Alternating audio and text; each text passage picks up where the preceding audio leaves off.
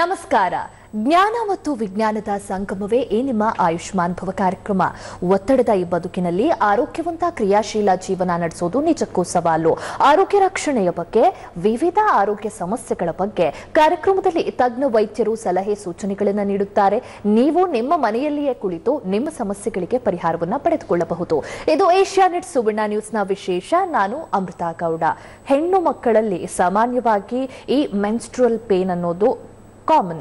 ಆದರೆ ಎಲ್ಲಾ ರೀತಿಯ ಮೆನ್ಸ್ಟ್ರುವಲ್ ಪೇನ್ ಬರೀ ಸಾಮಾನ್ಯವಾಗಿ ಆ ಪೀರಿಯಡ್ ಸಮಯದಲ್ಲಿ ಬರುವಂತಹ ಪೇನ ಅಥವಾ ಅದರ ಹಿಂದೆ ಬೇರೆ ಏನಾದರೂ ಕಾರಣ ಅಡಗಿದ್ಯಾ, ಅದು ಬೇರೆ ಏನಾದರೂ ಸಿವಿಯರ್ ಸಮಸ್ಯೆಗೆ ಕಾರಣವಾಗಬಹುದಾ, ಏನಿರಬಹುದು, ಇದಕ್ಕೆ ಓವರ್ ದ ಕೌಂಟರ್ ಮೆಡಿಕೇಶನ್ ತಗೊಳ್ಳೋದು ಎಷ್ಟು ಸರಿ ಎಷ್ಟು ತಪ್ಪು, ಜೊತೆಗೆ ಯಾವಾಗ ಈ ರೀತಿ ಪೇನ್ ಹೆಚ್ಚಿಗೆ ಬರ್ತಾ ಇದೆ ಅಂದಾಗ ಯಾವಾಗ ಹೋಗಿ ಡಾಕ್ಟರ್ ಅನ್ನ ಭೇಟಿ ಮಾಡಬೇಕಾಗತ್ತೆ, ಇದೆಲ್ಲವನ್ನ ತಿಳಿಸ್ಕೊಡೋಕೆ ಇವತ್ತಿನ ಕಾರ್ಯಕ್ರಮದಲ್ಲಿ ನಮ್ಮ ಜೊತೆ ಆಸ್ಟರ್ RV ಆಸ್ಪತ್ರೆಯ lead consultant laparoscopic surgeon doctor Sunil Eshwar ಅವರಿದ್ದಾರೆ. ಬನ್ನಿ ಅವರನ್ನ ಕಾರ್ಯಕ್ರಮಕ್ಕೆ ಸ್ವಾಗತಿಸಿಕೊಳ್ಳೋಣ. ಡಾಕ್ಟರ್, ಕಾರ್ಯಕ್ರಮಕ್ಕೆ ಸ್ವಾಗತ ತಮಗೆ. ಡಾಕ್ಟರ್, ಈಗ ಈ ಮೆನ್ಸ್ಟ್ರುವಲ್ ಪೇನ್ ಅನ್ನೋದು ಸಾಮಾನ್ಯವಾಗಿ ಎವ್ರಿ ಮಂತ್ ಹೆಣ್ಮಕ್ಳು ಫೇಸ್ ಮಾಡ್ತಾರೆ. ಕೆಲವ್ರಿಗೆ ಆ ಪೇನ್ ಇರುತ್ತೆ, ಕೆಲವ್ರಿಗೆ ಇರಲ್ಲ, ಕೆಲವ್ರಿಗೆ ಸಿವಿಯರ್ ಆಗಿರುತ್ತೆ. ಸೊ ಕೆಲವರು ಓವರ್ ದ ಕೌಂಟರ್ ಮೆಡಿಕೇಶನ್ ತಗೊಳ್ಳೋದು ಅಥವಾ ಏನೋ ಮನೆ ಮದ್ದು ಅಂತ ತಗೋತಾರೆ. ಅಂಡ್ ಇನ್ನೂ ಕೆಲವರು ಇಟ್ ಇಸ್ ಕ್ವೈಟ್ ಕಾಮನ್ ಅಂತ ಹೇಳಿ ಎಷ್ಟೇ ನೋವು ಬಂದ್ರೂ ಕೂಡ ಡಾಕ್ಟರ್ನ ರೀಚೇ ಆಗೋದಿಲ್ಲ. ಸೊ ಮೆನ್ಸ್ಟ್ರುವಲ್ ಪೇನ್ ಅನ್ನೋದು ಎಷ್ಟು ಕಾಮನ್ ಆಗಿರುತ್ತೆ, ಅದು ಸಿವಿಯಾರಿಟಿ ಮೇಲೆ ಏನಾದ್ರೂ ಸಮಸ್ಯೆ ಇರಬಹುದಾ, ಹೇಗೆ ಅಂತ ಡಾಕ್ಟರ್? ಸಾಮಾನ್ಯವಾಗಿ ಇದು ಒಂದು ಮೂಢನಂಬಿಕೆ. ಮೆನ್ಸ್ಟ್ರುವಲ್ ಪೇನ್ ಎಲ್ಲರಿಗೂ ನಾರ್ಮಲ್ ಅಂತ, ಅದು ಎಷ್ಟೇ ಪೇನ್ ಇದ್ರೂ ನಾರ್ಮಲ್ ಅಂತ ಅನ್ನಿಸ್ತಾರೆ. ನಾವು ಯೂಶಲಿ ಮೆನ್ಸ್ಟ್ರುವಲ್ ಪೇನ್ನ ಎರಡು ಥರ ಕ್ಯಾಟಗರೈಸ್ ಮಾಡ್ತೀವಿ. ಒಂದು ಪ್ರೈಮರಿ ಡಿಸ್ಮೆನೋರಿಯಾ ಅಂತ ಹೇಳ್ತೀವಿ, ಇನ್ನೊಂದು ಸೆಕೆಂಡ್ರಿ. ಪ್ರೈಮರಿ ಅಂದರೆ ಫಸ್ಟ್ ಟೈಮ್ ಋತುಚಕ್ರ ಸ್ಟಾರ್ಟ್ ಆದಾಗ, ಅಂದರೆ ಮಗು ಮೆಚ್ಯೂರ್ ಆದಾಗ ಅವಾಗ್ಲಿಂದ ಏನಾದರೂ ಪೇನ್ ಇದ್ರೆ ಅದನ್ನ ನಾವು ಪ್ರೈಮರಿ ಅಂತ ಡಿಸ್ಮೆನೋರಿಯಾ ಅಂತ ಪರಿಗಣಿಸ್ತೀವಿ. Secondary dysmenorrhea first few cycles ಇಲ್ಲ, 1-2 ವರ್ಷ ಇಲ್ಲ 3 ವರ್ಷ ಪೇನ್ ಇರದೇ ಇರಬಹುದು, ಅದಾದ್ಮೇಲೆ ಕ್ರಮೇಣವಾಗಿ ಪೇನ್ ಬಂದಿದೆ ಅಂತ. ಸೊ ಇದು ಸೆಕೆಂಡರಿ ಡಿಸ್ಮೆನೋರಿಯಾ ಅಂತ ಹೇಳಿದಾಗ ಯೂಶಲಿ ಏನಾದರೂ ಒಂದು ಕಾರಣಗಳು ಇದ್ದೇ ಇರುತ್ತೆ. ಸೊ ಪ್ರೈಮರಿ ಅಂದಾಗ ಅಂದರೆ ಋತುಚಕ್ರ ಜೊತೆ ಸ್ಟಾರ್ಟ್ ಆದ ಪೇನ್ನ ನಾವು ಯೂಶಲಿ ಅಷ್ಟೊಂದು ಪೇನ್ ಇರಲ್ಲ ಇವ್ರಿಗೆ. ಅದು ಯಾವ ಥರ ಕ್ಯಾಟಗರೈಸ್ ಮಾಡ್ತೀವಿ ಅಂದರೆ, ಅದರದ್ದು ಲಕ್ಷಣಗಳು ಏನಂದರೆ, ಆ ಪೇನ್ ಯೂಶಲಿ ಪೀರಿಯಡ್ ಆಗಿದ್ದ ದಿನ ಮಾತ್ರ ಬರುತ್ತೆ, ಇಲ್ಲ ದಿನಕ್ಕೆ ಒಂದಿನ ಮುಂಚೆ, ಇಲ್ಲ ಪೀರಿಯಡ್ ಆಗಿದ್ದು 2ನೇ ದಿನ, ಅಷ್ಟು 1-2-3 ದಿನ ಅಷ್ಟೇ ಇರಬೇಕು. ಮತ್ತು ತುಂಬ ಕಾಮನ್ ಆಗಿ ನಾವು ಪ್ಯಾರಾಸಿಟಮಾಲ್ ಆ ಥರ ಏನೋ ಟ್ಯಾಬ್ಲೆಟ್ಸ್ ಕೊಟ್ಟಾಗ ಅದು ಸಬ್ಸೈಡ್ ಆಗಬೇಕು. ಮತ್ತು ಆ ಪೇನ್ ಎಷ್ಟು ಇರಬೇಕಂದ್ರೆ ನಿಮ್ಮ ದಿನಚರ್ಯನ ಎಫೆಕ್ಟ್ ಮಾಡಬಾರ್ದು. ಮಗು ಏನಾದರೂ ಸ್ಕೂಲ್ ಮಿಸ್ ಆಗ್ತಾ ಇದೆ, ಇಲ್ಲ ಆ ಪೇನಲ್ಲಿ ತುಂಬ ಒದ್ದಾಡ್ತಾ ಇದೆ, ಅವ್ರಿಗೆ ಕೂತ್ಕೊಳ್ಳೋಕ್ಕಾಗಲ್ಲ, ನಿಂತ್ಕೊಳ್ಳೋಕ್ಕಾಗಲ್ಲ, ಆ ಥರ ಇದ್ದಾಗ ಏನಾದರೂ ಒಂದು ಕಾರಣ ಇದ್ದೇ ಇರುತ್ತೆ. ಸೊ ಇದು ಪ್ರೈಮರಿ ಡಿಸ್ಮೆನೋರಿಯಲ್ಲಿ. ಸೆಕೆಂಡ್ರಿಲಿ ನಾನು ಹೇಳಿದಾಗ ಕೆಲವು ವರ್ಷದ ನಂತರ ಪೇನ್ ಸ್ಟಾರ್ಟ್ ಆಗುತ್ತೆ. ಇದು ಕ್ರಮೇಣವಾಗಿ ಈ ಪೇನ್ ಇಂಟೆನ್ಸಿಟಿ ಈ 1-2-3 ತಿಂಗಳು ಈ ಥರ ಇತ್ತು, ಇನ್ನೊಂದು 2-3 ತಿಂಗಳು ಆದಮೇಲೆ ಇನ್ನೂ ಜಾಸ್ತಿ ಆಗ್ತದೆ. ಅದು ಕ್ರಮೇಣವಾಗಿ ಜಾಸ್ತಿ ಆಗ್ತಾ ಇರೋ ಪೇನ್ನ ಸೆಕೆಂಡರಿ ಡಿಸ್ಮೆನೋರಿಯಾ ಅಂತ ಹೇಳ್ತೀವಿ. ಇದಕ್ಕೆ ಮುಖ್ಯವಾದ ಕಾರಣಗಳು ಅಂತ ಹೇಳಿದ್ರೆ, ಒಂದು endometriosis which is most commonest. ಇನ್ನೊಂದು ಅಂತ ಹೇಳಿದ್ರೆ ಏನಾದರೂ ಪೆಲ್ವಿಕ್ ಇನ್ಫೆಕ್ಷನ್ ಆಗಿರ್ಬೋದು, ಫೈಬ್ರಾಯ್ಡ್ಸು, ಅಡಿನೋಮಯೋಸಿಸ್ ಅಂತ ಹೇಳ್ತೀವಿ. ಮತ್ತು ಏನಾದರೂ ಗರ್ಭಕೋಶ ಸೈಜ್ ಏನೋ ದೊಡ್ಡದಾದ್ರೂ ಆಗ್ಬೋದು. ಬಟ್ ಮೋಸ್ಟ್ ಕಾಮನೆಸ್ಟ್ ಈಗ ಇತ್ತೀಚೆಗೆ ನಾವು ಕಂಡು ಬರ್ತಾ ಇರೋದ್ರಲ್ಲಿ ಎಂಡೋಮೆಟ್ರಿಯೋಸಿಸ್ ಅಂತ ಹೇಳ್ತೀವಿ. ಅದು ಒಂದು ಮುಖ್ಯವಾದ ಕಾರಣ. ಇದರಲ್ಲಿ ಏನಂದರೆ ಕ್ರಮೇಣವಾಗಿ ಪೇನ್ ಜಾಸ್ತಿ ಆಗ್ತಾ ಇರುತ್ತೆ. ಪೀರಿಯಡ್ ಆಗೋಕ್ಕೆ ಮುಂಚೆ ಒಂದು 3-4 ದಿನ ಇಲ್ಲ 1 ವಾರ ಮುಂಚೆನೇ ಪೇನ್ ಸ್ಟಾರ್ಟ್ ಆಗುತ್ತೆ. ಆಮೇಲೆ ಪೀರಿಯಡ್ ಆಗೋ ಆಲ್ ದ 2 days 3 days ಎಷ್ಟಿರುತ್ತೆ ಆ ಫುಲ್ 3 days ಪೇನ್ ಇರ್ಬೋದು. ಮತ್ತು ಕೆಲವರಿಗೆ ಪೀರಿಯಡ್ ಆದ ನಂತರನೂ ಪೇನ್ ಕಂಟಿನ್ಯೂ ಆಗುತ್ತೆ. So this is the most characteristics of endometriosis.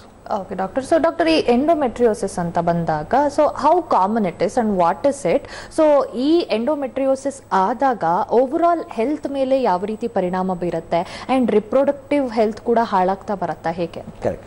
So endometriosis ಅಂತ ಹೇಳಿದ್ರೆ ಅದರದ್ದು ಡಯಾಗ್ನೋಸಿಸ್ ಫಸ್ಟ್ ಲೆಟ್ಸ್ ಸಿ ಅದಕ್ಕೆ ಕಂಡೀಷನ್ ಹೇಗೆ ಡಿಫೈನ್ ಮಾಡ್ತೀವಿ ಅಂತ. ನಾರ್ಮಲ್ ಆಗಿ ಗರ್ಭಕೋಶದ ಒಳಗಡೆ ಒಂದು ಪೊರೆ ಇರುತ್ತೆ, ಅದನ್ನು ನಾವು ಎಂಡೋಮೆಟ್ರಿಯಂ ಅಂತ ಹೇಳ್ತೀವಿ. ಈ ಎಂಡೋಮೆಟ್ರಿಯಂ ನಾರ್ಮಲ್ ಆಗಿ ಋತುಚಕ್ರ ಅಂದರೆ ಪೀರಿಯಡ್ ಬರಬೇಕಾದ್ರೆ ಯೋನಿ ಭಾಗದಿಂದ ಬ್ಲೀಡಿಂಗ್ ಆಗಿ ಆಚೆ ಬರುತ್ತೆ.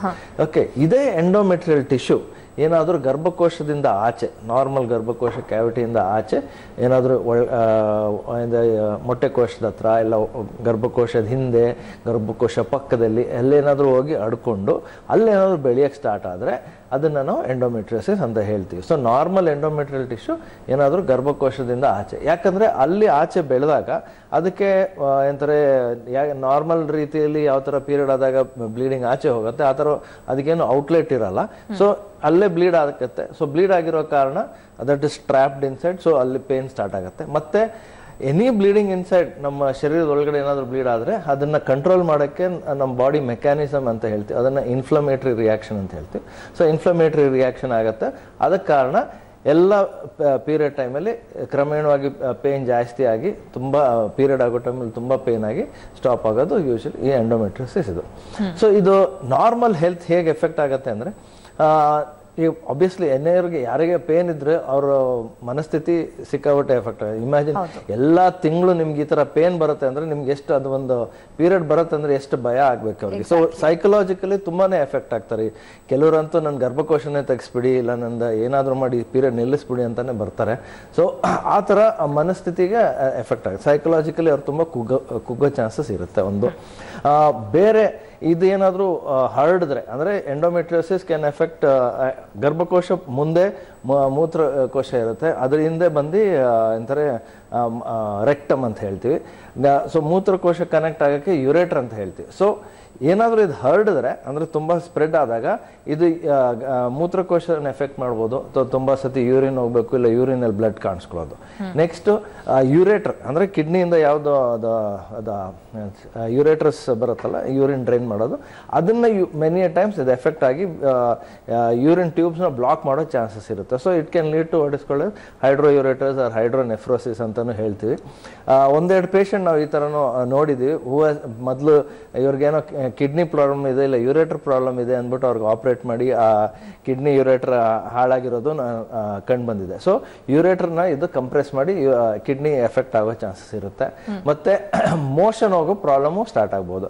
ಯಾಕಂದರೆ ಇದು ಗರ್ಭಕೋಶ ಮತ್ತು ಹಿಂದೆ ಮೋಷನ್ ಅದು ರೆಕ್ಟಮ್ ಇರುತ್ತೆ. ಸೊ ಆ ಮಧ್ಯದಲ್ಲಿ ಏನಾದರೂ ಗ್ರೋ ಆದರೆ ಅದು ರೆಕ್ಟಮ್ಗೆ ಅಟ್ಯಾಚ್ ಆಗಿ ಅದ್ರ ಒಳಗಡೆ ಗ್ರೋ ಆಗಿ ಅದರಿಂದ ಬ್ಲೀಡಿಂಗ್ ಆಗೋದು, ಮತ್ತು ಮೋಷನ್ ಕರೆಕ್ಟಾಗಿ ಹೋಗದೆ ಇರೋದು, ಕಾನ್ಸ್ಟಿಪೇಷನ್, ಪೀರಿಯಡ್ ಅಕ್ಕಪಕ್ಕ ಟೈಮಲ್ಲಿ ಯೂಶಲಿ ಇವ್ರಿಗೆ ಯಾವಾಗಲೂ ಮೋಷನ್ ಹೋಗ್ತಾ ಇರ್ಬೇಕು ಅನ್ಸುತ್ತೆ, ಬಟ್ ಏನೂ ಇರಲ್ಲ, ಹೋಗೋದು ಬರೋದು ಅದು ಆಗ್ತಾ ಇರುತ್ತೆ. So that is one of the complication. So ಗರ್ಭಕೋಶ ಅಕ್ಕಪಕ್ಕ ಯಾವ್ಯಾವುದು ಆರ್ಗನ್ಸ್ ಇರುತ್ತೆ ಅದನ್ನೆಲ್ಲ ಇದು ಎಫೆಕ್ಟ್ ಮಾಡೋ ಚಾನ್ಸಸ್ ಇರುತ್ತೆ. ಸೊ ಅದಕ್ಕೆ ಇದನ್ನು ಅರ್ಲಿ ಡಯಾಗ್ನೋಸಿಸ್ ಮಾಡಿದ್ರೆ ನಾವು ಟ್ರೀಟ್ ಮಾಡಿ ಅವ್ರದ್ದು ಈ ಪ್ರಾಬ್ಲಮ್ಸ್ ಅಂದರೆ ಈ ಕಿಡ್ನಿ ಎಫೆಕ್ಟ್ ಆಗೋದು, ಇಲ್ಲ ರೆಕ್ಟಮ್ ಎಫೆಕ್ಟ್ ಆಗೋದು ಎಲ್ಲ ತಡೆಗಟ್ಟಿಸ್ಬೋದು.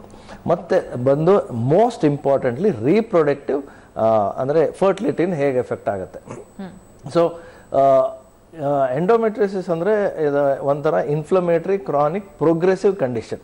ಅಂದರೆ ಅದನ್ನು ಟ್ರೀಟ್ಮೆಂಟ್ ಕೊಟ್ಟಿಲ್ಲ ಅಂದರೆ ಅದು ಹಂಗೆ ಬೆಳೀತಾ ಇರುತ್ತೆ. ಅದು ಎಷ್ಟು ಬೆಳೆಯುತ್ತೆ ಅಷ್ಟೇ ಪ್ರಾಬ್ಲಮ್ಸ್ ಜಾಸ್ತಿ. ಸೊ ಇದು ಬೆಳೆಯೋ ಕಾರಣ ಗರ್ಭಕೋಶ ಅಂಟ್ಕೊಬೋದು. ಗರ್ಭಕೋಶ ನಿಮ್ಮ ರೆಕ್ಟಮ್ಗೆ ಅಂಟ್ಕೊಬೋದು, ಇಲ್ಲ ಸೈಡ್ ವಾಲ್ಸ್ಗೆ ಹೋಗಿ ಅಂಟ್ಕೊಬೋದು. ಗರ್ಭಕೋಶ ಪಕ್ಕದಲ್ಲಿ ಗರ್ಭನಾಳ ಇರುತ್ತೆ. ಗರ್ಭನಾಳಗಳನ್ನ ಇದನ್ನು ಇನ್ವಾಲ್ವ್ ಮಾಡಿದ್ರೆ ಗರ್ಭನಾಳದ ಬ್ಲಾಕ್ ಉಂಟು ಮಾಡ್ಬೋದು. ಮೊಟ್ಟೆ ಕೋಶದಲ್ಲಿ ಇದೇನಾದರೂ ಬೆಳೆದ್ರೆ ಅದನ್ನು ನಾವು ಎಂಡೋಮೆಟ್ರಿಯೋಮಾ ಅಂತ ಹೇಳ್ತೀವಿ. ಸೊ ಮೊಟ್ಟೆ ಕೋಶದಲ್ಲಿ ಬೆಳೆದಾಗ ಮೊಟ್ಟೆ ವಿಕಸನೆ ಅಂದರೆ ಡೆವಲಪ್ಮೆಂಟ್ ಆಗೋ ಚಾನ್ಸ್ ಕಮ್ಮಿ ಮಾಡುತ್ತೆ. ಮೊಟ್ಟೆ ಕ್ವಾಲಿಟಿ ತುಂಬ ಇಂಪ್ಯಾಕ್ಟ್ ಮಾಡುತ್ತೆ. ಮೊಟ್ಟೆ ನಂಬರ್ ಅಂದರೆ ಈ ಓವೇರಿಯನ್ ರಿಸರ್ವ್ ಅಂತ ಹೇಳ್ತೀವಿ ಅದನ್ನು ಕಮ್ಮಿ ಮಾಡುತ್ತೆ. ಸೊ ಓವರಾಲ್ ಫರ್ಟಿಲಿಟಿ ಅಂದರೆ ಪ್ರೆಗ್ನೆನ್ಸಿ ಆಗೋ ಚಾನ್ಸಸ್ ತುಂಬಾ ಕಮ್ಮಿ ಆಗೋಗುತ್ತೆ ಇಫ್ ಎಂಡೋಮೆಟ್ರಿಯೋಸಿಸ್ ಕರೆಕ್ಟಾಗಿ ಟ್ರೀಟ್ ಮಾಡಿಲ್ಲ ಅಂದರೆ. ಅರ್ಲಿ ಸ್ಟೇಜಸ್ ಆಫ್ ಎಂಡೋಮೆಟ್ರಿಯೋಸಿಸ್ ನಾವು ಗ್ರೇಡಿಂಗ್ ಮಾಡ್ತೀವಿ ಅದನ್ನು, ಗ್ರೇಡ್ 1 ಗ್ರೇಡ್ 2 ಅಂತ. ಯೂಶಲಿ ಗ್ರೇಡ್ 1 ಗ್ರೇಡ್ 2 ಅಷ್ಟೊಂದೇನು ಎಫೆಕ್ಟ್ ಆಗಲ್ಲ, ಬಟ್ ಗ್ರೇಡ್ 3 ಗ್ರೇಡ್ 4 ಆದಾಗ ಅವ್ರಿಗೆ ಸಾಮಾನ್ಯ ರೀತಿಯಾಗಿ ಪ್ರೆಗ್ನೆನ್ಸಿ ಆಗೋ ಚಾನ್ಸಸ್ ತುಂಬಾ ಕಮ್ಮಿ ಆಗುತ್ತೆ. ಸೊ ಅದಕ್ಕೆ ಎಂಡೋಮೆಟ್ರಿಯೋಸಿಸ್ನ ಎಷ್ಟು ಬೇಗ ನಾವು ಡಯಾಗ್ನೋಸಿಸ್ ಮಾಡಿ ಅದನ್ನು ಟ್ರೀಟ್ ಮಾಡೋದೇ ಸೂಕ್ತ ಅಂತ ಹೇಳ್ತೀವಿ. ಓಕೆ ಡಾಕ್ಟರ್, ಈಗ ಅರ್ಲಿ ಸ್ಟೇಜಸ್ ಅಲ್ಲಿ ಡಯಾಗ್ನೋಸ್ ಮಾಡಬೇಕು ಅಂತ ನೀವು ಹೇಳ್ತೀರಿ, ಬಟ್ ಆಫನ್ ಅರ್ಲಿ ಸ್ಟೇಜ್ ಅಲ್ಲಿ ಡಿಟೆಕ್ಟ್ ಮಾಡ್ಲಿಕ್ಕೆ ಕಷ್ಟ ಆಗ್ಬಿಡುತ್ತೆ ಅಥವಾ ಮಿಸ್ಡಯಾಗ್ನೋಸ್ ಕೂಡ ಆಗಿರುತ್ತೆ ಎಷ್ಟೋ ಬಾರಿ. ಸೊ ಈ ರೀತಿ ಸಂದರ್ಭದಲ್ಲಿ ಅದರ ಸುತ್ತ ಒಂದಷ್ಟು ಮಿಸ್ಕನ್ಸೆಪ್ಷನ್ ಕೂಡ ಸರೌಂಡ್ ಆಗಿರುತ್ತೆ. What might be those doctor? ಆ ಮಿಸ್ಕನ್ಸೆಪ್ಷನ್ ನ ಕ್ಲಿಯರ್ ಮಾಡಬೇಕು ಕಾರ್ಯಕ್ರಮದ ಮುಖಾಂತರ ಅಂದ್ರೆ ಏನಿರುತ್ತೆ, and why is it detected later ಅಂತ?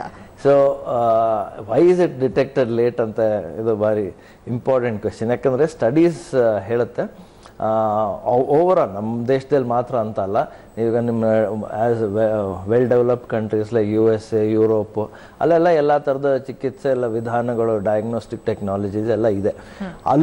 ಅಲ್ಲೂ ಕೂಡ ಒಂದು ಎಂಡೋಮೆಟ್ರಿಯೋಸಿಸ್ ಡಯಾಗ್ನೋಸಿಸ್ ಆಗಬೇಕಂದ್ರೆ ಯೂಶಲಿ ಒಂದು 7 to 8 years ಆರ್ ಅಟ್ಲೀಸ್ಟ್ ಒಂದು 4 to 5 ಗೈನಕಾಲಜಿಸ್ಟ್ ಚೇಂಜ್ ಆಗಿರಬೇಕು, ಆವಾಗ ಹೋಗಿ ಡಯಾಗ್ನೋಸಿಸ್ ಸಿಕ್ಕತ್ತೆ ಅಂತ ಸ್ಟಡೀಸ್ ಹೇಳುತ್ತೆ. ಇದು ಇಸ್ ರೆಟ್ರೋಸ್ಪೆಕ್ಟ್ ಅಂದರೆ ತುಂಬನೇ ಮೇ ಬಿ ಇದು ಲಾಸ್ಟ್ ಇಯರ್ವರೆಗೂ ಇದು ಎಲ್ಲರಿಗೂ ಗೊತ್ತಿರೋ ವಿಷಯ ಥರ ಪ್ರಚಾರ ಆಗಿತ್ತು.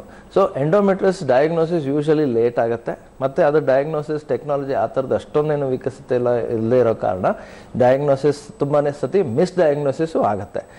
ಎಷ್ಟು ಮಿಸ್ ಡಯಾಗ್ನೋಸ್ ಆಗುತ್ತೆ ಅಂದರೆ ಕೆಲವು ಟೈಮ್ ಈ ಮಗುಗೆ ಇಲ್ಲ ಹೆಣ್ಮಗುಗೆ ಅಂತಾರೆ ಪೇಯ್ನ್ ತಡ್ಕೊಳ್ಳೋ ಶಕ್ತಿ ಇಲ್ಲ, ಇದು ಮನೋರೋಗ ಇದೆ, ಇದು ಸೈಕಲಾಜಿಕಲ್ ಪ್ರಾಬ್ಲಮ್ ಇಲ್ಲ ಸೈಕ್ಯಾಟ್ರಿಕ್ ಡಿಸಾರ್ಡರ್ ಅಂದ್ಬಿಟ್ಟು ಅಂತಾರೆ ಅವ್ರನ್ನ ಲೇಬಲ್ ಮಾಡಿದ್ದಾರೆ. So that's the condition. So endometriosis ಹೇಗೆ ಡಯಾಗ್ನೋಸ್ ಆಗುತ್ತೆ, ಯಾವ ಥರ ಅದನ್ನು ಕಂಡುಹಿಡಿಯೋದಂದರೆ, ಒಂದು we should have a very high level of suspicion that ಈ ಥರ ಆಗ್ಬಹುದು, ಇದು ಕಂಡೀಷನ್ ಆಗ್ಬೋದು. ಸೊ ಇದಕ್ಕೋಸ್ಕರ ಆ ಮಗುವಿನಿಂದ ಇದು ಅವರ ಋತುಚಕ್ರ ಹೇಗಿದೆ, ಅವ್ರದ್ದು ಎಷ್ಟು ದಿನ ಪೇನ್ ಬರುತ್ತೆ, ಯಾವ ರೀತಿ ಇರುತ್ತೆ, ಎಷ್ಟು ಮಟ್ಟಕ್ಕೆ ಇದು ಇನ್ಕ್ರೀಸ್ ಆಗಿದೆ, ಮತ್ತು ಏನೆಲ್ಲ ಪದಾರ್ಥಗಳು ತೊಗೊಂಡ್ರೆ ಇಲ್ಲ ಏನು ಮೆಡಿಸಿನ್ ತೊಗೊಂಡ್ರೆ ಅದು ಕಮ್ಮಿ ಆಗುತ್ತೆ, ಈ ಥರದ್ದೆಲ್ಲ ಕರೆಕ್ಟಾಗಿ ಹಿಸ್ಟ್ರಿ ತೊಗೊಂಡ್ರೆ ನಮ್ಗೊಂಥರ ಸೂಚನೆ ಸಿಕ್ಕತ್ತೆ, ಓಕೆ ಇದು ಎಂಡೋಮೆಟ್ರಿಯೋಸಿಸ್ ಇಲ್ಲ ಬೇರೆ ಯಾವುದಾದ್ರು ಕಾರಣ ಇರ್ಬೋದು ಅಂತ. ಎಲ್ಲ ಡಿಸೀಸ್ದು ಒಂದೊಂದು ಥರ ಏನಂತಾರೆ ಸಿಂಪ್ಟಮ್ಸ್ ಇರುತ್ತೆ. ಸೊ ಅದ್ರ ಪ್ರಕಾರ ಸಿಂಪ್ಟಮ್ಸ್ನ ನಾವು ಅದನ್ನು ಡಿಸೈಡ್ ಮಾಡ್ಕೋಬೋದು. ನೆಕ್ಸ್ಟು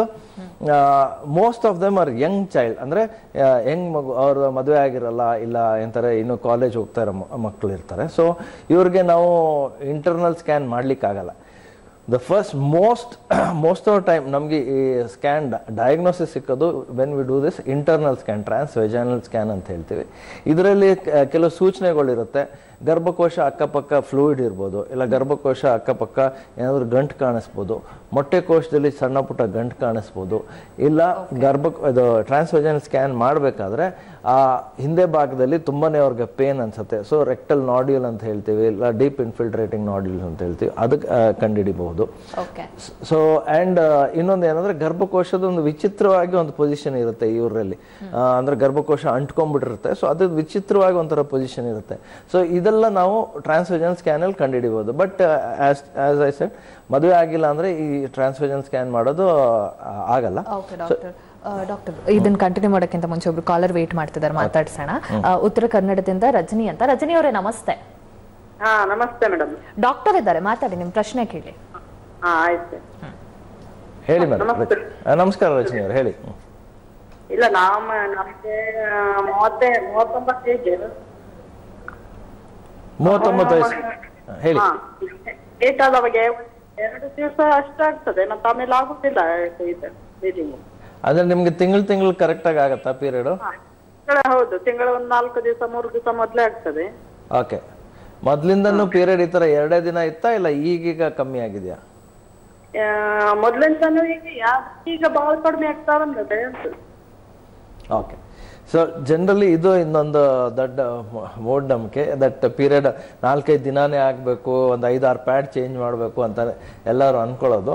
ಯೂಶಲಿ ನಿಮಗೆ ಕರೆಕ್ಟಾಗಿ ತಿಂಗಳು ಇಲ್ಲ ಒಂದು ಏನು ಸೆಟ್ ಪ್ರೋಟೋಕಾಲ್ ಥರ ನಿಮ್ಮ ಸೈಕಲ್ ಇರುತ್ತೆ, ಒಂದು 2-3 ದಿನ ಈ ಕಡೆ ಆ ಕಡೆ ಆಗಿ ಪೀರಿಯಡ್ ಆದರೆ, ಒಂದರಿಂದ ಜಾಸ್ತಿ ದಿನ ಅಂದರೆ ಮೋರ್ ದೆನ್ 1 ಡೇ ಏನಾದರೂ ಪೀರಿಯಡ್ ಆದರೆ, ಮೋರ್ ದೆನ್ 1 ಪ್ಯಾಡ್ ಏನಾದರೂ ಚೇಂಜ್ ಮಾಡಿದ್ದೀರಾ ಅಂದರೆ ಅದನ್ನು ನಾವು ನಾರ್ಮಲ್ ಸೈಕಲ್ ಅಂತಲೇ ಪರಿಗಣಿಸ್ತೀವಿ. ಓಕೆ, ನಿಮ್ಗೆ ಅದರಲ್ಲೂ ಡೌಟ್ ಇದೆ ಅಂದರೆ ಒಂದು ಸ್ಕ್ಯಾನ್ ಮಾಡಿಸ್ಬೇಕಾಗತ್ತೆ, ಗರ್ಭಕೋಶ ಹೇಗಿದೆ, ಗರ್ಭಕೋಶ ಲೈನಿಂಗ್ ಹೇಗಿದೆ ಅಂತ, ಮತ್ತು ಮೊಟ್ಟೆ ಕೋಶದಲ್ಲಿ ಮೊಟ್ಟೆಗಳು ಹೇಗಿದೆ ಅಂತ ಚೆಕ್ ಮಾಡಿಸಿ. ಗರ್ಭಕೋಶದ ಪೊರೆ ಚೆನ್ನಾಗಿ ಬೆಳೀತಾ ಇದೆ, ಮೊಟ್ಟೆ ಕೋಶದಲ್ಲಿ ಮೊಟ್ಟೆಗಳು ಚೆನ್ನಾಗಿದೆ ಅಂದರೆ ಏನೂ ತೊಂದರೆ ಇಲ್ಲ. ಕೆಲವ್ರಿಗೆ ಸಡನ್ ಆಗಿ ಈ ಬ್ಲೀಡಿಂಗ್ ಕಡಿಮೆ ಆಗೋ ಚಾನ್ಸಸ್ ಇರುತ್ತೆ. ಅದು ಮೋಸ್ಟ್ ಇಂಪಾರ್ಟೆಂಟ್ ಕಾರಣ ಏನಂದ್ರೆ ಇನ್ಫೆಕ್ಷನ್. ಅದು ನಮ್ಮ ಕಂಟ್ರಿಲಿ ಟ್ಯೂಬರ್ಕ್ಲೋಸಿಸ್ ಇನ್ಫೆಕ್ಷನ್ನೇ ಸಾಧಾರಣ ರೀತಿಯಾಗಿ ನಾವು ನೋಡೋದು. ಸೊ ಆ ಥರ ಏನಾದರೂ ಲಕ್ಷಣಗಳು ಇದೆ ಅಂತ ಸ್ಕ್ಯಾನಲ್ಲಿ ಇಲ್ಲ ಕೆಲವು ಟೈಮ್ ಒಂದು ಒಳ ಪರೀಕ್ಷೆ ಮಾಡ್ತೀವಿ, ಅದನ್ನು ಟೆಸ್ಟ್ ಮಾಡಿಸ್ಬಿಟ್ಟು ನೀವು ಅದನ್ನು ಕ್ಲಾರಿಫೈ ಮಾಡಿಸ್ಕೋಬೋದು. ಸೊ ನೀವು ಒಂದು ಸ್ಕ್ಯಾನ್ ಮಾಡಿಸಿ ಮತ್ತು ಸ್ವಲ್ಪ ಟೆಸ್ಟ್ಗಳು ಮಾಡಿಸಿದ್ರೆ, ಹಾರ್ಮೋನ್ ಟೆಸ್ಟ್ ಮಾಡಿದ್ರೆ ಯಾಕೆ ಈ ಥರ ಪೀರಿಯಡ್ ಕಮ್ಮಿ ಇದೆ ಅಂತ ಗೊತ್ತಾಗುತ್ತೆ. ಬಟ್ ನಾರ್ಮಲ್ ಆಗಿ 2 ದಿನ ಪೀರಿಯಡ್ ಆಗ್ತಿದೆ ಅಂದರೆ ಅದು ನಾರ್ಮಲೇ, ಡೋಂಟ್ ವರಿ. ಓಕೆ, ಧನ್ಯವಾದ ರಜನಿ ಅವರೇ ಕರೆ ಮಾಡಿದ್ದಕ್ಕೆ. ಡಾಕ್ಟರ್ನ ಭೇಟಿ ಆಗಬೇಕು, ಈ ವಿಚಾರದ ಬಗ್ಗೆ ಮತ್ತಷ್ಟು ಮಾಹಿತಿಯನ್ನ ತಿಳ್ಕೋಬೇಕು ಅಂತ ಇದ್ರೆ ಸ್ಕ್ರೀನ್ ಮೇಲೆ ಆಸ್ಟರ್ RV ನಂಬರ್ ಡಿಸ್ಪ್ಲೇ ಆಗ್ತಾ ಇದೆ, ಆಸ್ಪತ್ರೆಯ ನಂಬರ್. ಕರೆ ಮಾಡಿ ಡಾಕ್ಟರ್ ಅಪಾಯಿಂಟ್ಮೆಂಟ್ ತಗೊಂಡು ನೇರವಾಗಿ ನೀವು ಡಾಕ್ಟರ್ನ ಭೇಟಿ ಆಗಬಹುದು. ಆಯುಷ್ಮಾನ್ ಭವ ಕಾರ್ಯಕ್ರಮ ಮುಂದುವರಿಯುತ್ತೆ ಪುಟ್ಟ ವಿರಾಮದ ಬಳಿಕ.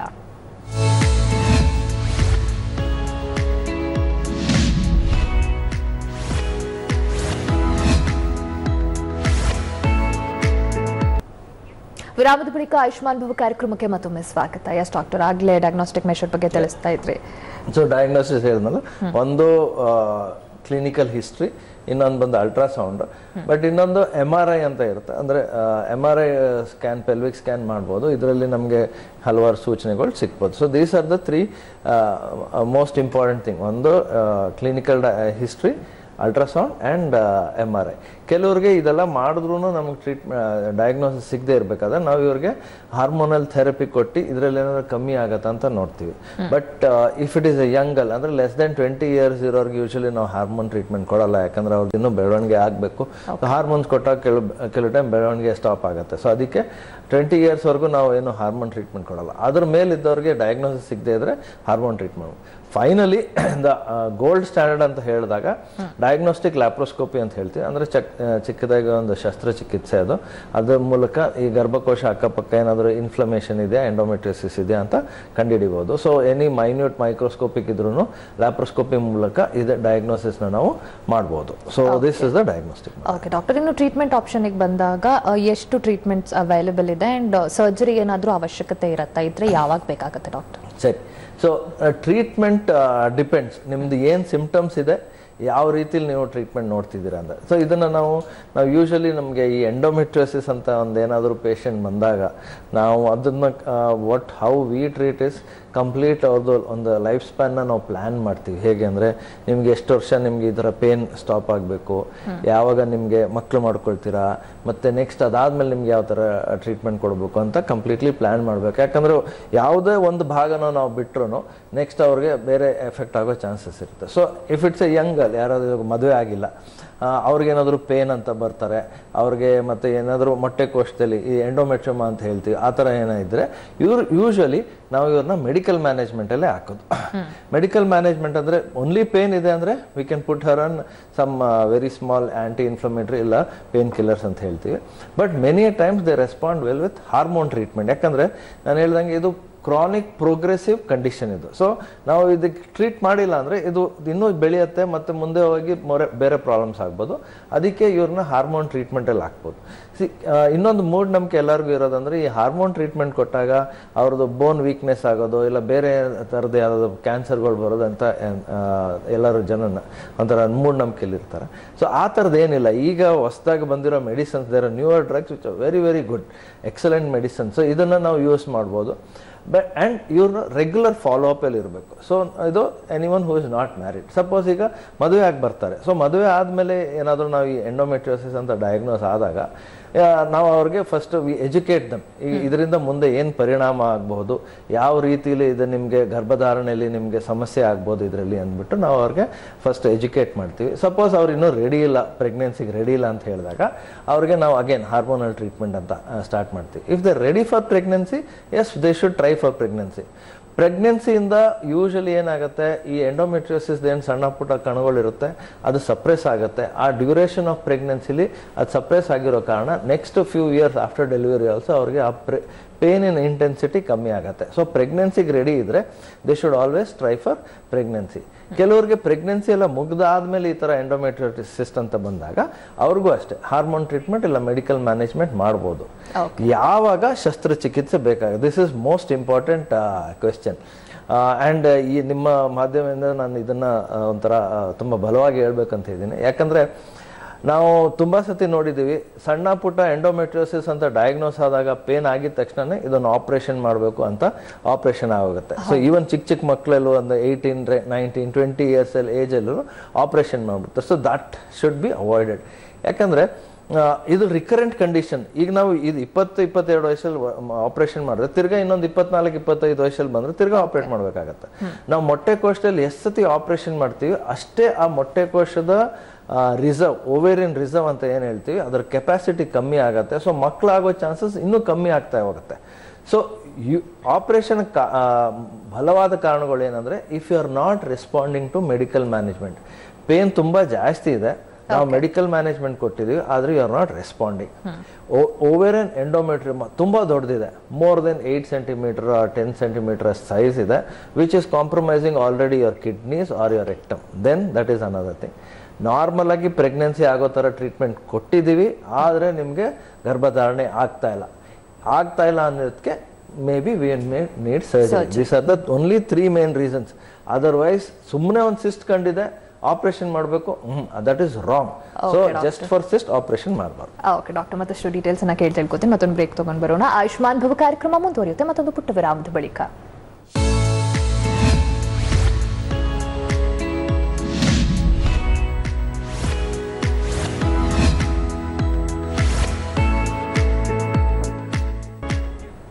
Welcome back. ಡಾಕ್ಟರ್, ಈಗ ಸಾಮಾನ್ಯವಾಗಿ ಹೆಣ್ಣು ಮಕ್ಕಳು ಮೆನ್ಸ್ಟ್ರಲ್ ಪೇನ್ ಫೀಲ್ ಮಾಡ್ತಿರ್ತಾರೆ, ಬಟ್ ಎಷ್ಟೋ ಜನ ಮೆನ್ಸ್ಟ್ರಲ್ ಪೇನ್ ಅನ್ನೋದು ಕಾಮನ್ ಅಂತ ಮೆಡಿಕಲ್ ಹೆಲ್ಪ್ ತಗೋತಿರೋದಿಲ್ಲ, ಡಾಕ್ಟರ್ನ ಭೇಟಿ ಆಗಲಿಕ್ಕೆ ರೆಡಿ ಇರೋದಿಲ್ಲ. ಅಂಥವ್ರಿಗೆ ಏನು ಮೆಸೇಜ್ ನೀಡ್ತೀರಾ? And how should family support girls in this? And ಅದರಲ್ಲೂ ಎಷ್ಟೋ ಹೆಣ್ಣು ಮಕ್ಕಳಿಗೆ ಅವೇರ್ನೆಸ್ ಅನ್ನೋದೇ ಇರೋದಿಲ್ಲ ಈ ವಿಚಾರವಾಗಿ. ಹೇಗೆ ಅವೇರ್ನೆಸ್ ಅನ್ನ ನಾವು ಮತ್ತಷ್ಟು ಕ್ರಿಯೇಟ್ ಮಾಡ್ತಾ ಹೋಗ್ತಿರ್ಬೇಕು ಅಂತ? ಸೊ ಅವೇರ್ನೆಸ್ ಅಂತ ಬಂದಾಗ ಫಸ್ಟ್ ಥಿಂಗ್ ಹೇಳ್ತೀವಲ್ಲ, ಒಳ್ಳೆ ಕೆಲಸ ಮನೆಯಿಂದನೇ ಸ್ಟಾರ್ಟ್ ಆಗಬೇಕು. So your good work has to begin at home. ನೀವು ಮನೇಲೇ ಇದನ್ನ ಏನಂತಾರೆ ನೋಡ್ಕೊಳ್ಳಿಲ್ಲ, ಇಲ್ಲ you didn't give much attention to this ಅಂದರೆ then it becomes an issue. So what ಏನು ಹೇಳ್ಬೇಕಂತ ಹೇಳ್ತೀನಿ ಅಂದರೆ, ಏನಾದರೂ ಮಗುಗೆ ತುಂಬ ಪೇನ್ ಆಗ್ತಾ ಇದೆ ಅಂತ ಹೇಳಿದ್ರೆ ಅದನ್ನು ಒಂಥರ ಕೇರ್ಫುಲ್ಲಾಗಿ ಕೇಳಿ, ಯಾವ ಥರ ಇದೆ ಪೇನು, ಹಿಂಡೋ ಥರ ಇದೆಯಾ, ಇಲ್ಲ ಹೆವಿನೆಸ್ ಇದೆಯಾ, ಎಷ್ಟು ಮಟ್ಟಿಗೆ ಮಗು ಅವ್ರ ದಿನಚರ್ಯಗಳನ್ನ ಮಾಡೋಕ್ಕಾಗತ್ತೆ ಅದನ್ನು ನೋಡಿ. ಯಾವತ್ತೂ any pain should not be discarded as ಇದೆಲ್ಲ ಎಲ್ಲರಿಗೂ ಆಗುತ್ತೆ, ನಮ್ಮ ಅಜ್ಜಿಗಾಗಿತ್ತು, ನಿನಗಾಗಿತ್ತು, ನನಗಾಗಿತ್ತು, ನೀವು ಯಾಕೆ ಈ ಥರ ಓವರ್ ಆ್ಯಕ್ಟ್ ಮಾಡ್ತಿದ್ದಾರೆ ಅಂತ ಯಾವತ್ತೂ ಅದನ್ನು ಡಿಸ್ಕಾರ್ಡ್ ಮಾಡಬಾರ್ದು. ಸೊ ಯಾರಿಗೆ ಪೇನ್ ಇದ್ದಾಗ ಒಂದು ಸಿಂಪಲ್ ಆಗಿ ಒಂಥರ ಎಂಕರೇಜ್ಮೆಂಟ್ ಕೊಡ್ಬೋದು, ಇಲ್ಲ ಅದ್ರ ಬಗ್ಗೆ ಮಾತಾಡ್ಬೋದು. ದಟ್ ಇಷ್ಟು ಮಟ್ಟಿಗೆ pain is a normal thing, daily period ಆಗಿದ್ದು first day is always normal thing, ಇಷ್ಟು bleeding is a normal thing ಅಂತ ಮಗುಗೆ ಹೇಳ್ಕೊಡ್ಬೋದು. ಇಷ್ಟು ಆದಮೇಲೂ ಏನಾದ್ರು ತುಂಬ ಪೇನ್ ಇದೆ ಅಂದರೆ ಸಿಂಪಲ್ ಒಂದು ಸತಿ they can go visit a good gynaecologist. ಅವ್ರ ಹತ್ರ ಒಂದು ಪರೀಕ್ಷೆ ಮಾಡಿಸಿ ಅವ್ರ ಹತ್ರ ಇವ್ರಿಗೆ ಕೌನ್ಸ್ಲಿಂಗ್ ಮಾಡಿಸಿದ್ರೆ many times just for this counselling patients ಅಂದರೆ ಏನೋ ನಾರ್ಮಲ್ ರೀತಿ ಇರೋ ಪೇನು ಅವಾಯ್ಡ್ ಆಗ್ಬೋದು. ಮತ್ತು ನಾನು ಹೇಳ್ದಂಗೆ ಇವ್ರಿಗೂ ಟ್ರಾನ್ಸ್ಫ್ಯೂಷನ್ ಅಂತೂ ಮಾಡಲಿಕ್ಕಾಗಲ್ಲ. ಸೊ ಅಬ್ಡಾಮಿನಲ್ ಸ್ಕ್ಯಾನ್ ಅಂತ ಇರುತ್ತೆ. ಅಬ್ಡಾಮಿನಲ್ ಸ್ಕ್ಯಾನ್ ಮಾಡಿದಾಗ ಮೆನಿ ಟೈಮ್ಸ್ ಯು ಸೀನ್ ಯಾವುದೋ ಸಣ್ಣ ಪುಟ್ಟ ಸಿಸ್ಟ್ಗಳಿರ್ಬೋದು, ಇಲ್ಲ ಬೇರೆ ಏನಾದರೂ ಪ್ರಾಬ್ಲಮ್ಗಳು ಕಂಡುಹಿಡಿಬೋದು. ಆ ಥರದ ಪ್ರಾಬ್ಲಮ್ ಇದ್ದಾಗ ಅದಕ್ಕೆ ಟ್ರೀಟ್ಮೆಂಟ್ ಕೊಟ್ಟು ಅದನ್ನು ನಾವು ಸರಿಪಡಿಸ್ಬೋದು. ಸೊ ಎನಿ ಟೈಮ್ ನಾವು ಏನೋ ಹೇಳ್ತೀವಲ್ಲ, ಅದೇಂತಾರೆ ಚಿಕ್ಕದಲ್ಲಿದ್ದಾಗಲೇ ತೆಗೆದ್ರೆ better than when it is bigger issue ಅಂತ ಹೇಳಿದಾಗ. ಸೊ ಸಣ್ಣದಲ್ಲೇ ನಾವು ಈ ಥರ ಪ್ರಾಬ್ಲಮ್ಗಳನ್ನು ಕಂಡುಹಿಡಿದ್ರೆ ಅವ್ರಿಗೆ ಮುಂದೆ ಜೀವನದಲ್ಲಿ ಬೇರೆ ಥರ ಪ್ರಾಬ್ಲಮ್ಮು, ಸೈಕಲಾಜಿಕಲ್ ಪ್ರಾಬ್ಲಮ್ಮು ಆಗೋದೆಲ್ಲ ತುಂಬಾ ತಡೆಗಟ್ಟಿಸ್ಬೋದು. So first it has to begin from house. Next ಸ್ಕೂಲಲ್ಲಿ ಜನ if the child is missing school ಅಂದರೆ girl child is missing school, ಆ ಟೀಚರ್ಸ್ಗಳು ಇರಿದ್ದಾಗ ಅವರು ಸ್ವಲ್ಪ ಅದನ್ನು ಕಾಳಜಿ ತಗೊಂಡು they can talk about this kind of a subject. They can actually ನಾವು ತುಂಬ ಸತಿ ಸ್ಕೂಲ್ಸ್ಗೆ ಹೋಗಿ ಇದು ಸೆಕ್ಷುವಲ್ ಎಜುಕೇಷನ್ ಅಂತ ಹೇಳ್ತೀವಿ. ಸೊ ಅದ್ರ ಬಗ್ಗೆ ಮಾತಾಡ್ತೀವಿ. ಸೊ ಆ ಥರದ್ದೇನೋ ಇದ್ದಾಗ they can talk to the child and also talk to the parents and bring it to the notice. So this is about the what is school and child. Innondu lots of it is there on the social media also as to how to deal with it. So what is practical, which is convenient, should also be ಅಂದರೆ try ಮಾಡ್ಬೋದು. ಮತ್ತು ಏನಂತಾರೆ ತುಂಬ ಸತಿ ನೋಡಿದ್ದು on the counter pain killers ತೊಗೊಳ್ತಾರೆ. Actually pain killers over a long period of time can affect lots of things.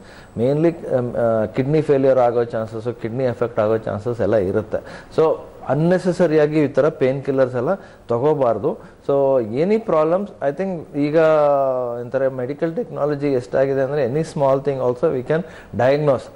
100% ಇಲ್ಲದೆ ಇದ್ರೂ 99% ಅಂತೂ we can reach to some kind of a conclusion and diagnosis. So ಯಾವುದೇ pain which is not tolerable, which is affecting your life style, ಅದಕ್ಕೆ ನೀವು ಸೂಕ್ತವಾಗಿ ಸಲಹೆ ತಗೊಂಡು treatment ತಗೊಳ್ಳೋದು ಆಲ್ವೇಸ್ ಬೆಟರ್.